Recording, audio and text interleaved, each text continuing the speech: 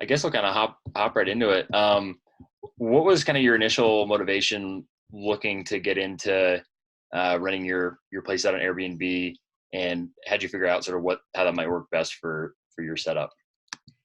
Yeah, so we actually were originally, I think the original motivation really came from, we're living in a two-bedroom, 2.5 bath condo and, oh, sorry, duplex. So like it's a house, but it's like one side of a duplex. And we had a good friend living with us for a long time. So he was renting out our second room. So we had that income from our friends renting. And he decided to move away to Telluride, and we, wanted to try to figure out a way to offset that, not having a roommate, basically, without having to have a roommate. So, yeah, we started looking into it, and it was actually really good timing because we were leaving for a 3-week vacation on the Grand Canyon right after he moved out. So we were like, well, he's gonna, the whole house is gonna be empty for 3 weeks. So we, went ahead and got pictures and put it up on Airbnb and decided to give it a shot. And we ended up renting it out for that full 3 weeks, which pretty much offset the cost of the Grand Canyon, which was really cool. Like the whole vacation was offset by the income we got while we were out there. So that kind of had us hooked. Yeah, And we haven't had to have a roommate since, and we've been doing it for 4 years now. So that was 4 years ago. About that trip, did you get the 3 weeks rented all by one renter, or did you have a few turnovers in there? There was a few turnovers. Yeah. So I think I can't remember the exact stats, but I think it was like 4 different bookings. Long weekend trips are really popular here in Denver. My property is right outside the Lower Highlands neighborhood, still technically Highlands. So really walkable location. So yeah, a lot of long weekend renters, and then we were lucky enough to get some like a week long or two in there. So yeah. Awesome. So how did you manage that, given that you just threw this up on Airbnb? How did you go about finding someone who was going to take care of those turnovers? Who was going to be your contact while you were out of town? How did that work? Totally. Yeah, good question. So yeah, the good thing about being in the Grand Canyon, and then the difficult thing about being on a trip like that, is that you have no cell phone service at all. So we actually paid a friend, basically just like a percentage. Can't remember. I think it was somewhere between like 5 and 10%. It wasn't too much. Just paid a friend to basically log in as the host and message with people. I think she even ended up getting like a last minute booking while we were out there. So it was really nice having her sort of be our point of contact for that. And then we have a cleaner, same cleaner we've been working with. She pretty much only does Airbnbs, so she definitely knows the drill and is super easy to work with. So yeah, so basically our friend who we paid to manage everything for us for those few weeks, just kind of coordinated with the cleaner and the guests, and it was pretty straightforward. Awesome. Sounds like it went pretty seamlessly for the first time. So congrats on that. Yeah. is that something moving forward after that sort of first trip of yours?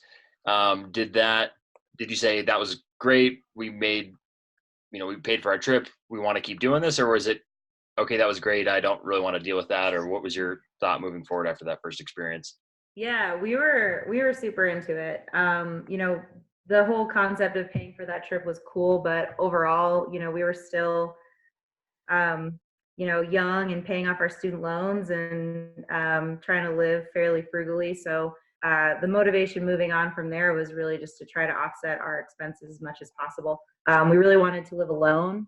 So my then boyfriend, now husband, we had moved in together and didn't really want to get like a random Craigslist roommate, essentially. So, kind of we're hooked just based on that income, and really starting to think about the house as, more than just a place for us to live, but as an asset, as an income producing asset. So, yeah. Absolutely. And I guess how often are you renting it out these days? And where, is it usually just when you're going on a weekend trip, or do you put it up for holiday weekends and then, you guys go somewhere if it books? Right. Yeah. So we pretty much, I mean, the longer you're gone on a trip, the more you can rent it, obviously. So there's always a lot of motivation to try to fill our longer vacations. We do travel a lot really we travel a lot for personal. I travel a fair amount for work, but we don't really rent it during that time. We do a lot of weekend trips. So we actually ended up purchasing a condo up in the mountains outside of Denver, in Fraser, which is right outside of Winter Park. So in the wintertime and in the summertime, we go there from, just Friday to Sunday as often as we can. And those trips, we try to put up the house in Denver on Airbnb to kind of keep bringing in that income. And then we definitely also rent it out when we take longer trips. So this past winter, we went to Japan for 2 weeks. We had it rented out for, I don't know, probably about 80% of those 2 weeks, almost the full 2 weeks, right around the holidays. So yeah, we pretty much rent it out whenever we're not here, though sometimes we try to give ourselves a break because all the travel and then all the prepping for Airbnb and, having to keep the house super clean and all that stuff is sometimes it gets a little stressful. So sometimes we take breaks, but Absolutely. That's definitely understandable. And is that something that, I guess, since you've been doing it for so long, what were some of your concerns sort of getting into it? And after 4 years, have those played out, or have your concerns changed? Right. Yeah. Yeah, I mean, so the concerns going into it, I mean, it's definitely a little bit weird at first when it's your primary residence and that's where you live and that's where you spend a lot of your time. And then, there's strangers coming in when you're not there.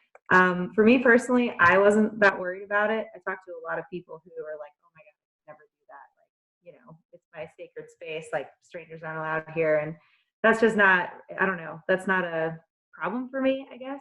Right. But of course, it's all about protecting yourself. I mean, that's the ultimate concern is making sure somebody doesn't ruin all your stuff or cause damage to your home or steal your stuff, that kind of thing.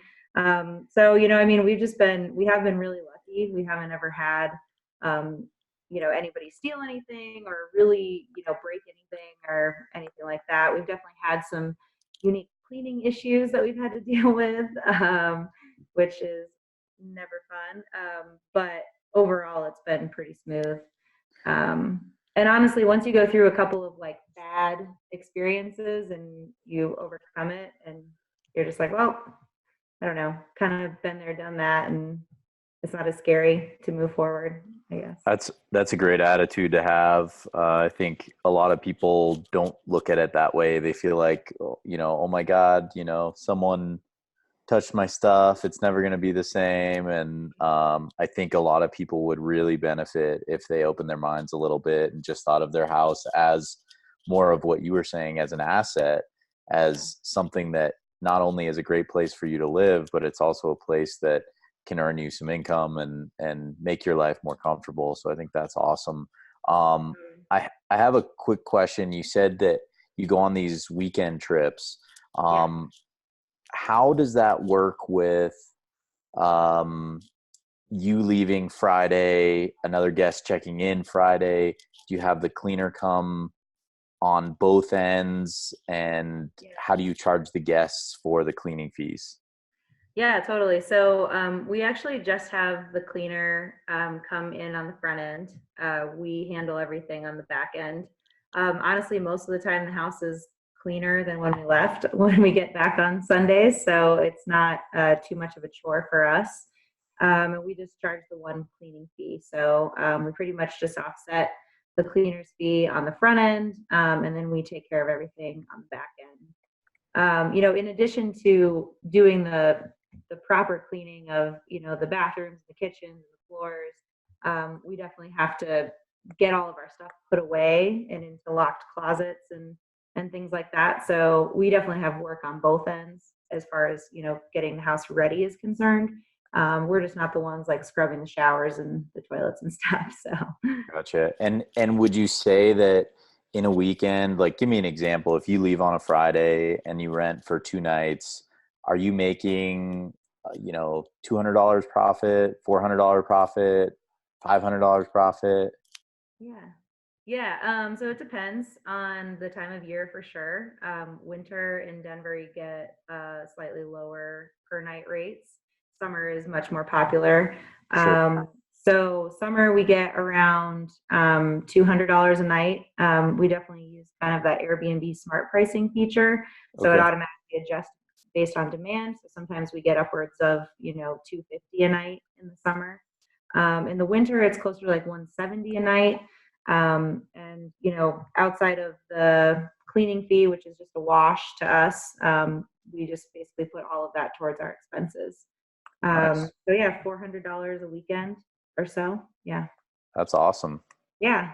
It's great. Yeah. All right. I'll let Eric continue with his questions. I got all these interjecting questions, but I'll Yeah, let I Eric like go with. it. Toss them in there. So, Alyssa, I know you mentioned, having to put away some personal items in a locked closet. What, when a guest comes into your place, what are they seeing in terms of personal items? Because obviously you're not going to take down all your photos from the wall and, Right. put everything away. So what does that look like for someone who's never hosted? Yeah. Yep. Great question. So we definitely still leave all of our, decorations, photos, things like that. We have a lot of photos of our various adventures all over our house, and yeah, we leave that stuff on the walls. We definitely put away any valuables, jewelry and fancy whiskey and whatever else we don't want people to touch. We definitely have our own set of like linens and comforters and pillows and things like that for the master bedroom, to try to sort of feel like we at least have that for ourselves. Right. But yeah, I mean, as far as the what the guest sees, it's basically just like a very, very clean version of our house. All the clutter's gone, all of our personal stuff's gone, and it's just our furniture and our wall hangings and things like that. So, Very yeah. cool. And how do you deal with, for example, soaps and things like that maybe you need to add in addition to what you normally have in your house? So what do you add additionally? Yeah, so we definitely have a separate set of kind of shower stuff for the guests, and we put away our own stuff into the locked closets. Same thing with like our vanity and our bathroom, my makeup and whatever toothbrushes, things like that. All that stuff goes away, and we have a separate set of toiletries that we leave for the guests. So yeah, we definitely have separation of that kind of stuff. Obviously our guest bedroom is sort of a different story because we don't actively use that bathroom. Sure. So that stuff just stays there year round pretty much. And so for the soaps, for example, is that just you went to Target and you bought some Dove soap and it's in the bathroom for them, or do you have something like the mini soaps, or what do you do? Oh yeah. Yeah, I actually do just full size stuff. So I leave big things of shampoo and conditioner and body wash and hand soap and all that kind of stuff. So sort of that more communal vibe, I guess, but it's all there. So at least that I think we've all probably stayed in Airbnbs where you are surprised when there's not shampoo or conditioner in there, and you're just like, crap, what Yeah. are we gonna do? So yeah, we definitely have it, but we don't do the individual personalized or like the mini one. The individual. Yeah. Okay, cool. Yeah. What about the kitchen, Alyssa, in terms of, obviously if you're just gone for a couple days, you're not necessarily emptying everything out of your fridge. You sort of say, let guests know, hey, if there's something in there, go for it, or please don't eat what's in our fridge, or how do you approach that? Yeah, that's a good question. So we don't really like post anything or say anything about not eating our stuff or drinking our stuff. Obviously anything that we leave in there, we sort of mentally accept that it could get eaten or drinking. Um, and so, every now and then, like people definitely have some beers or, what we find some stuff that's seems like it's gone, but we kind of accept that before we leave. We do organize all the food like on the bottom in the bottom drawers. We try to keep like the shelves totally open for the guests, so they have space for their drinks and food that they're buying. So yeah, we definitely organize everything. We put away anything that might be on the counters, anything like that. It's really just the fridge that they kind of see that stuff that's ours. And honestly, I think one of the things that I do try to do overall with the whole concept of having our personal items out is set expectations with the guest in advance. So when their booking is confirmed, or while I'm messaging them to coordinate, I let them know, like, this is our primary residence. We treat our home like you would if you were visiting a friend or a relative, and they were letting you stay in their house, kind of thing. So try to set expectations so people aren't like, whoa, why is all their stuff here? Yeah, absolutely. And I guess, since you're sometimes off on adventures when you're out of cell service, how do you handle communication with guests while traveling if an issue comes up or they need to get in touch with you? Yeah. So for the most part, I would say I usually, a lot of the times that we're gone, we are in cell service. So those times I just, I have my phone with me and got the Airbnb app, and a lot of times I text the guests as well for communication. If I know that I'm going to be out of self service for an extended period of time, I'll usually pay a friend or somebody to help me be the point of contact. And a lot of times it's really just as simple as messaging the guests and saying, hey, I'm going to be out of cell service. Here's a phone number for emergencies. But have a great stay. Everything should be fine. Especially when it's just Friday to Sunday. There's usually not a ton of communication that happens during that time. But I'll give them a number for emergencies. So yeah, I'll involve friends when I need to, but for the most part, I try to handle it myself.